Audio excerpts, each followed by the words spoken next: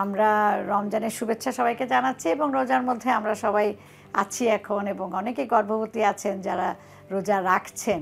তো রোজার মধ্যে যেটা হয়, যেটা প্রথম 3 মাসে কিছু সমস্যা থাকতে পারে, শেষের 3 মাসে সমস্যা থাকতে পারে, মাঝখানে কিন্তু দেখা যায় একটু প্রেগনেন্ট মহিলারা একটু ভালোই ফিল করেন।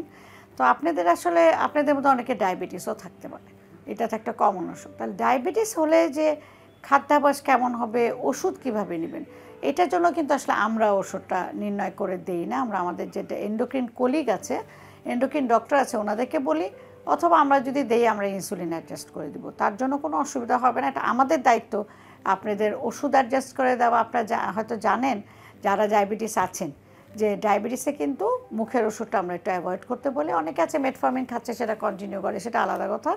নর্মালি আমরা কোনো ওরাল ড্রাগ খুব একটা পছন্দ করি না, আমরা ইনসুলিনে যাই এবং ইনসুলিনটা ডোজ দায়িত্ব আমাদের।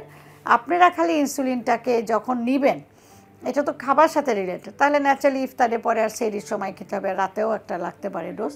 এই ডোজগুলোকে অ্যাডজাস্ট করে নিতে হবে, ডক্টরের সাথে পরামর্শ করে নিতে হবে, নিয়মিত ব্লাড সুগার চেক করে নিতে হবে। সবাইকে ধন্যবাদ।